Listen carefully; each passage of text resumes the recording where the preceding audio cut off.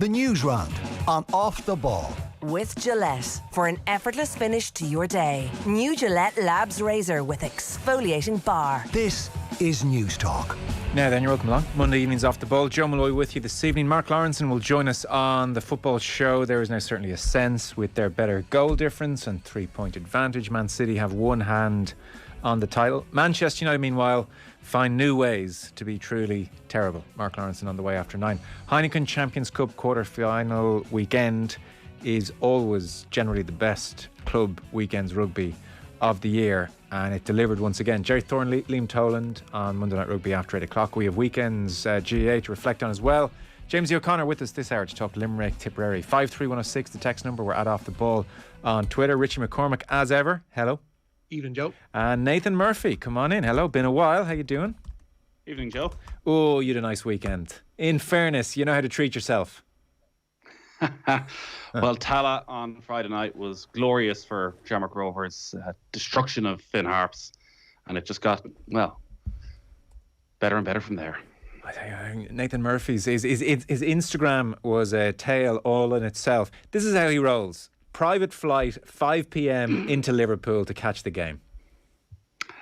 Pretty much. I was cutting it fine, as were many Liverpool supporters on that plane who'd obviously realised that the 5 o'clock flight to Liverpool for the 7:45 kickoff was about 300 quid cheaper than the lunchtime flight.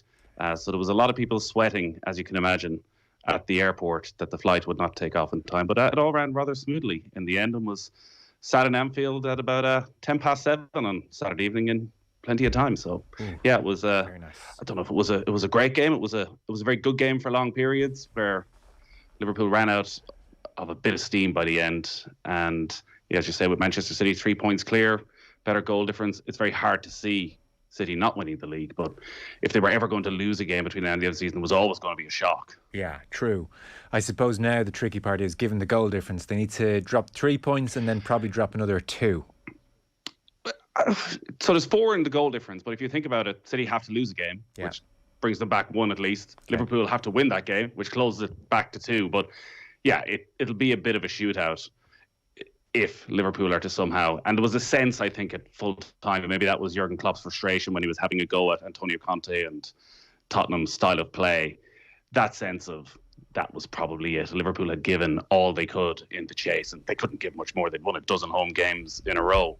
You know, to keep winning and winning and winning is almost an impossible task, unless you are Manchester City. Yeah, well, Klopp is a very entertaining sore loser, I find. And when we were talking about him staying on at Liverpool a few weeks back, we did make the point he can be very grumpy. So he was asked, Richie, about Conte's defensive a masterclass, I think, at Anfield. He said, "I'm sorry, I'm the wrong person to ask about this because I don't like this kind of football. It's my personal problem. I think they're world class and I think they should do more for the game." Stew on that, Antonio. I don't think much of your Spurs ways. Well, when Spurs get the ball, admittedly it wasn't every 2 minutes, but man, they were dangerous and their goal was a thing of beauty. I mean, what does Jurgen Klopp expect from Conte and Spurs at Anfield? Yeah, he's rowed back in it, to be fair, today a little bit. We'll get to that clip momentarily, but yeah, like I don't mind. Like, obviously, what do you expect? Like, they're going to Anfield where, you know, Liverpool hadn't dropped any points since October. They've been imperious, and Spurs are still to a degree finding their feet and will probably take a couple of windows before they get up to spec in terms of what Antonio Conte wants out of them. Whether he's there or not is another story. But on the other hand, like, I don't mind managers being honest, and I don't mind them being a bit crotchety in the moment, especially when they have the wherewithal to kind of roll back. Like, the apologies and the recanting of certain things never gets as much play as the criticisms. That's just the way of the world. But like, I've no problem. Like, similar with Hasenhüttl earlier on in the season, when there was that line about, you know, oh, we know United don't run back all that quickly, and he was almost castigated for it because, like, he was like, oh, how dare you, like, undermine the opposition like that? No, just say what you see. It's grand. Just be honest. I'd rather he be honest than say, oh, listen, Spurs are always tough. We knew we were going to be up against when they come here. Just say you'd rather see them play better football. Just say what's on your mind. He wasn't makes grumpy. A better interview. No, I don't think he was either. I was at the press conference, and actually, I've seen a lot of Jurgen Klopp press conferences when Liverpool have won big games where he's been grumpy and he's been tense and he's waiting for the wrong question to defend his side. It was the most relaxed I've ever seen Jurgen Klopp. He was speaking freely. He was speaking honestly. It felt as though he was almost having to fake it, because he said at one stage, it's like there's a funeral in the room. It's not over. That he was portraying a sense of positivity for his players, for the supporters, for everybody, to give that sense of, well, we still have a chance despite the fact that we were held. So it sort of came out of nowhere, the answer to the Conte question. Okay. That he had mentioned it in the post-match TV interviews, and as Richie said, he's more or less apologised today, because Tottenham did everything right in that game. Liverpool seemed to run out of ideas watching on the TV anyway, Nathan. And I don't so much mean Thiago not finding Alexander-Arnold with that pass where he might do it 8 times out of 10, but just in general play, pretty much last 10, they had resorted to just very average crosses. They weren't finding pockets and amongst the Spurs defence. And I'd have to say, 5 minutes out, I thought, God, they're not going to find a goal here. Didn't have that feel. No, not in any way. Maybe the very last kick of the game when the ball came across to Diaz and you thought he might skip past the defender and smash one into the cop. But no, they did run out of ideas, and the pace that Liverpool were attacking at in those last 10 minutes was just a million miles away from the first 10, 15 minutes, where the atmosphere was just electric. The level of noise, the songs that were just being sung constantly. And you thought if Liverpool get an early goal, they could run riot here. But the longer it went on, it felt as though some fatigue kicked in. They used Alexander-Arnold far too much. Didn't seem to make sense that they didn't bring on Origi, considering they just kept pinging balls into the area without a big man in there to get on the end of any of them. And I don't think anyone in the crowd sensed that they were going to get a goal in that last 5 minutes. And it must be hard not to be fatigued, considering the week they have and the months they've had. And the teams that play at that level, it's all about speed. Like, everything at that level is about the pace that you can do it at, because you're going up against exceptional defenders. Christian Romero is one of the signings of the season. Eric Dyer gets a lot of stick, but is picked by every single Tottenham manager. Like Ben Davies, the way they threw themselves at that ball, like they played 5 at the back. So if you're 1 or 2% off, if you're that little bit slower, as I think they were a bit slower to get Alexander on the ball. He was a bit slower to cross it in.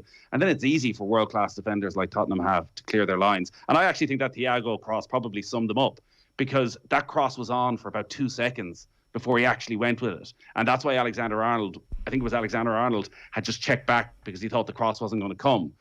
And if you're at your absolute peak, if you're switched on, I don't think that happens. Yeah. Eamon and Kildare, new rule being introduced in the Premier League next season. Every manager has to ring Jurgen Klopp and ask him how he wants their team to play against Liverpool. It's for across the season, says Eamon and Kildare. Somebody else, Klopp, should mind his own business. Fair enough, he apologised today, but we know how he feels. I mean, it's a fairly withering view, and it's easy when you're Liverpool manager and you have all these assets to play, quote unquote, the right way. I mean, Conte for Chelsea played a brilliant brand of football, but you have to do what's right in given circumstances against given opposition. We should start the news round, because you're starting with some football news of interest, Richie. The news round, as ever, brought to you with Gillette Labs for an effortless finish to your day. So, poor old Man City, they need a lift. Yeah, it's fair out life for them. Erling Haaland is expected to be confirmed as a Manchester City player later this week. The Borussia Dortmund striker has passed medical tests with the Premier League leaders. They took place in Brussels today, having already agreed personal terms. All that's left now is for City to officially trigger his release clause, which stands at around €60 million. Dortmund confirmed earlier today that Haaland had been allowed time off to attend to what they called personal matters. It's believed his City wages will not surpass the £375,000 a week paid to Kevin De Bruyne. Oh, really? Jeez, I would have thought 60 million quid, Haaland, thought he'd be matching that territory. It's interesting. They said they didn't want the wage structure to bring. Yeah, and the signing on fee would be huge. And okay, signing on. Yeah, and 375 grand a week is hardly living in penury. We wish him well. Just be sensible with your money, Erling. You'll be okay. So, well, I just can't wait for this guy to rock up into the Premier League and bring on next season already. I just haven't seen enough of Haaland week to week. I see him in Champions League. I watch YouTube compilations, but week to week for Man City. How many points is he worth this season, Nathan? Can't be. I mean, mathematically, he can't be worth that many more, because they're closing in 100 every season. Perfection. It does seem a little bit unfair, and like you see the big games in Europe and you see the highlights, and he's an absolute wrecking ball, and his goals per game ratio is insane. And I found it strange, a lot of the analysis of the defeat to Real Madrid of, well, they should have gone and signed Harry Kane last summer. They have the best players in the world in practically every position. Do you need to have the very best player in the world in every position to go and win the Champions League? like, how anybody is expected to keep pace with them if Haaland clicks. Like, if Haaland comes in and scores the 30 goals that Pep Guardiola expects him to score, like, there is absolutely no chance that Manchester City don't win the league next season. Yeah. So, and like Man City did score 5 goals against Madrid over 2 legs. That was not their burning issue. no, they switched off for 2 minutes. They created countless chances. Maybe if he's there, they win that by 8 goals to 4, and they play the best brand of football that we have ever seen. The only glimmer for the opposition is that he has had some injury issues, and maybe if you get a few in the first few weeks of the season, it's hard to get into a rhythm. But the amount of chances that Manchester City create, I'll be interested to see, does he spark a change in game plan? Do they look to create even more to get the ball into the box a lot quicker than they have at times? Because yesterday I was on commentary, and it's very strange coming out of the Etihad. They've just won 5-0 against the Newcastle side who've been transformed over the last few months. It didn't even feel like they played well. Right. Just sort of got on with it. They have such a high bar of brilliance that, like, they make that excellence seem quite mundane at times. They just retain possession so well. They never take a risk. And I think when people look at the atmosphere at the Etihad, which I thought was good yesterday, particularly when they were looking for that early breakthrough, that there's the rhythm that they play with. It's so different, say, to the rhythm that Liverpool play with. There's very few winning second balls. It's just constant possession, that it's hard to get the crowd up on their feet because it's just relentless passing. Even a lot of players, it feels like playing within themselves almost. Yeah, so, well, Haaland is due to sign. The talk of the weekend, obviously, was that Paul Pogba is available on a free transfer, and Pep seemingly interested. Like, there was a debate between Jamie Redknapp, Mick Richards and Jamie Carragher over the weekend, and Carragher was saying, not with the barge pole. Don't go anywhere near him. Whereas Richie Redknapp and Mick Richards are saying, like, free transfer, all that talent, why wouldn't you welcome him in? Yeah, I think the received wisdom today is that it's not happening. And my first thought was, when this story appeared on Friday night, was that somebody was playing silly buggers somewhere, because it wouldn't have made any sense at all. But wherever he does pitch up next, and it appears it probably will be back on the continent, like, he does certainly have a point to prove. And on his day, which he hasn't shown all that often, he is very, very, very good midfield player, and I don't think there's any doubting that. The frustration for him will be now, wherever he does go next, is that there is this sense that he's actually wasted his prime. He spent the past 6 years at Manchester United, and between a concoction of himself and the mess that the club is in, it's been a perfect storm for him to just do absolutely nothing. Yeah. And that's not something that a player of his stature and standing, whatever you might think of him, wants on their CV once they retire, is that they had this 6-year scene missing, because that's what it is at the moment. He'd probably want to start like a train wherever he goes next. It'll probably be PSG. It'll probably be somewhere that can afford those kind of wages. But yeah, I wouldn't put it past him to have a dynamite season next year. No. It just certainly won't be at Manchester City. No, it's true. So no Premier League this evening. There is football here at home. Yeah, just a solitary point separating the top two, who are both in action tonight in the SSE Electricity Premier Division. Leaders Derry City welcoming St Pat's to the Rhine McBride Brandywell, but kickoff is at 7:45, and there's an 8 o'clock start at Tallaght Stadium, where Shamrock Rovers face Sligo Rovers, and a meeting with Wickham at Wembley awaits the winner of tonight's League One playoff semi-final at Hillsborough. Sunderland hold a 1-0 lead over Sheffield Wednesday after Friday's first leg. Kickoff also there at 7:45. Now, Richie, Bernard Dunn has been talking today. What do we learn? Yeah, he believes he made the right decision to resign his post as the IABA's High Performance Director. He stepped down last week following a row over an anonymous review into Ireland's performance in the ring at the Tokyo Olympics. Last week, the IABA expressed their hope that Dunn would change his mind about his resignation, something he told News Talk's Lunchtime Live today won't happen. No, I think I made the right decision. I think I made the right decision for the people who I care about. I think I made the right decision for the athletes, for the coaches. And for my own personal family. So I've made clear my expectations of the IBA a long time ago, and unfortunately I am what I am. Any chance you'll go back? I don't see it, no. Come here, I'm devastated by it. I love the role. I love working with my team. Yeah. We built a great group. We had a fantastic Olympic Games. But again, as much as everything's changed, not a lot's changed, unfortunately. Very telling. One of the problems the IABA has now, Nathan, is that, say, for instance, Andy Lee is identified as the next outstanding candidate. what outstanding candidate is going to look at what's happening over in the IABA over the last half a decade, and in some respects far beyond, and think, yeah, I'll sign up for that. That seems like a good secure number. Yeah, how many months can I survive here before I start being totally undermined and have to follow the path of Bernard Dunn and of Billy Walsh? And I can understand why it's devastating in so many ways for Bernard Dunn, because they had a good Olympics. He has given so much throughout his life to Irish boxing, and jobs like this are few and far between. Billy Walsh had to leave and go to another continent, because to be a full-time professional boxing coach, that's a hard gig to get. So to have had that and to have it basically had to resign, to have it taken away, like, where does he go with his career? Does he now have to look abroad as well and make a success there? It's just a complete mess. And unfortunately, amateur boxing, it seems at every level, is a complete mess, from Ireland to the wider world, where it's places in the Olympic movement, where it's places in the Olympics going forward. So I'm sure we haven't heard the last of this, but it does seem from the way Bernard Dunn is talking, he's having to make peace with the fact he won't be going back. Yeah. The word is, Richie, that just across a few hours this morning, Leinster have sold 25,000 tickets for Saturday's game against Toulouse. Yeah, it's going to be some atmosphere, but Cian Healy and Jimmy O'Brien are doubts for that game. Both are observing the return to play this week.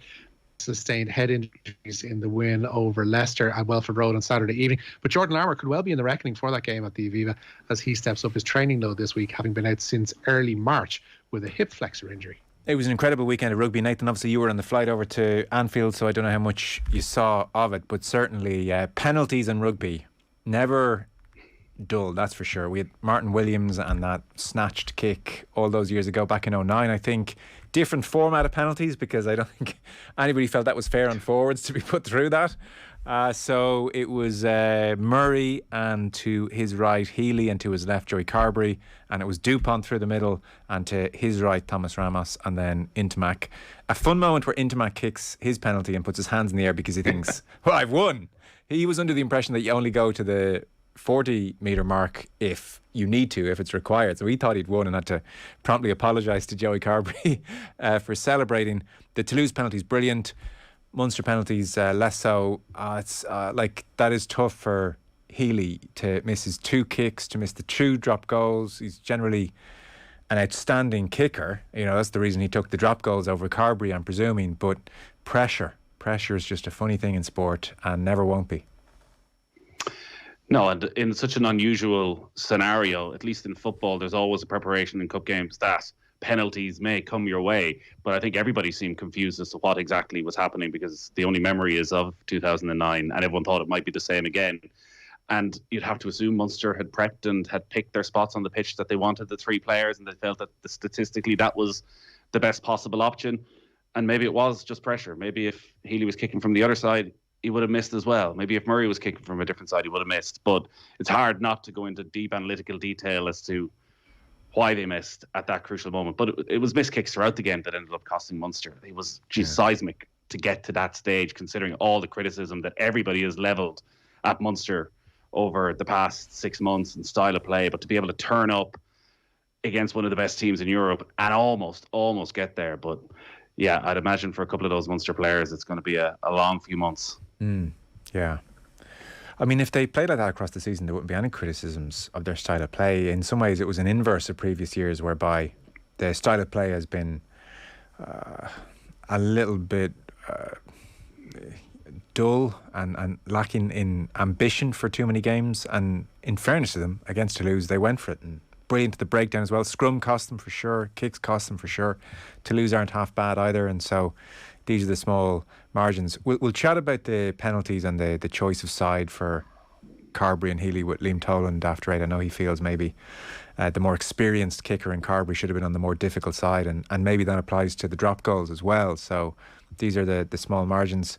Leinster-Toulouse then on Saturday coming will be quite something. Leinster seem to be, I mean, everyone we talk to, like firm favourites here, Richie. Like Alan Quinlan this morning on AM reckons they could do a number on Toulouse, 15-20 points.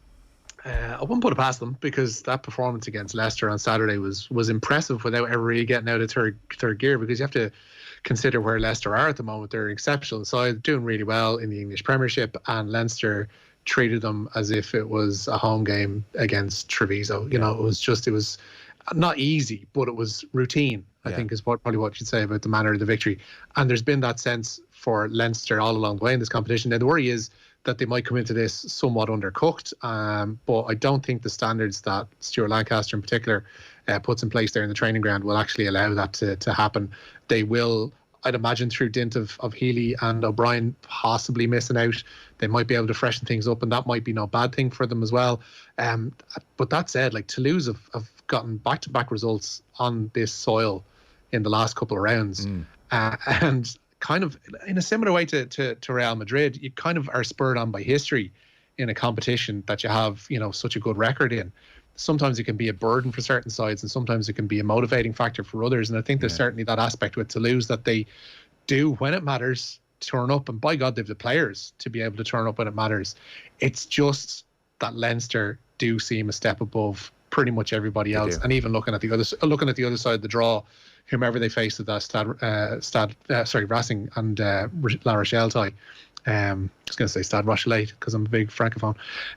Whoever comes through that one, you'd imagine Leinster probably have to beat with them as well. So it's just a matter of when the coronation's going to happen. Well, on paper, for sure, that is the feeling. By the way, the Teddy Thomas try over the weekend, if you haven't seen it, a quick YouTube is worth your while. It was a thing of genius. Genius, and I don't use that word lightly. Phenomenal finish. So Ron O'Gara still lurking there and Will Skelton hanging out waiting for Leinster potentially in a final. So you mentioned you had some Klopp speaking today for us. The Liverpool manager doesn't believe, he says, Pep Guardiola's assertion that the whole of the country of the United Kingdom, that is, wants the Merseysiders to win the Premier League title. The Manchester City boss said everyone supports Liverpool, including the media, after his side returns to the top of the table with a 5-0 thrashing of Newcastle yesterday. Klopp addressed Guardiola's claims while also rowing back on comments he made regarding Tottenham-style play after Saturday's drawn game in Anfield. Massively influenced by the game, by the situation, stuff like this. So I said, and would I say it again? No. But I said after the game, they play like they play and are still only fifth. Yeah. So, and it felt good in that moment, but anyway, wrong.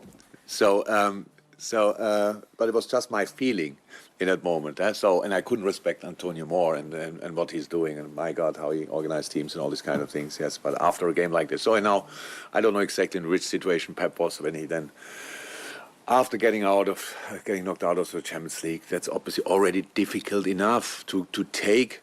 But then, of course, Liverpool made it to the final. Then you have these kind of things. Yeah, but they played Villarreal and we played Real and all these kind of things. And then you say what you say. And he's right. On top of that, I was right with fifth place and Tottenham still. And he was right. We won the Premier League only once. I have no idea if the whole country is supporting us. That I don't know that. It's not the feeling I get actually when we go to other places and play there. It's actually the opposite. But maybe he knows more about that than me. I think of the floating fan though between City and Liverpool, most across the UK and probably here as well. Aside from the large quotient of Manchester United fans who probably hate them both equally. My sense, Nathan, would be most football fans across the UK here would prefer Liverpool to City for a variety of reasons, no?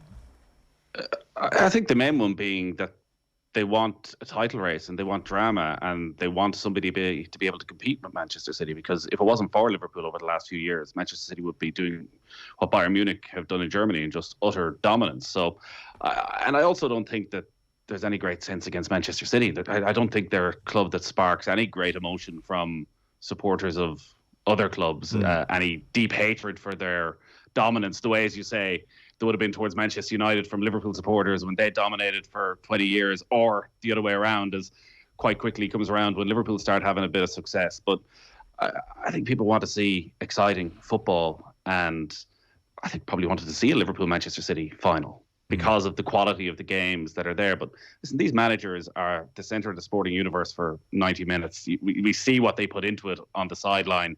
They start talking after a game. There's probably a little bit of gibberish. They've got something in their head. They get it out there. It's absolutely everywhere the next day. And it's a bit of a distraction ploy as well. Doesn't really mean anything.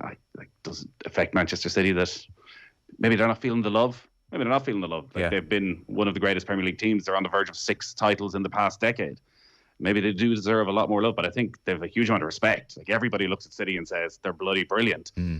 They just like they're so effortlessly brilliant that they don't provide the drama that other teams do. Yeah, almost akin to your point yesterday, 5-0, and yet it doesn't prompt any real visceral reaction the way Liverpool so often do. Rich, we're talking GA in a few moments, so we might just, if you could, skip down. Martin Keimer, the latest to say 25 million, guaranteed 100 grand. That sounds good to me.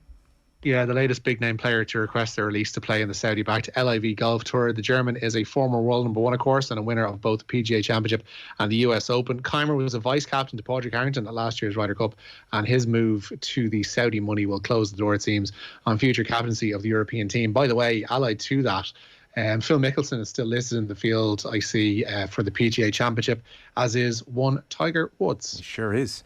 Nathan, at this rate, there is a chance that I will be European Ryder Cup captain, and I want to offer you the role of vice captain with a view to you taking it 2 years after me. You go to US soil. I feel like you're made for US soil. I'll be home captain.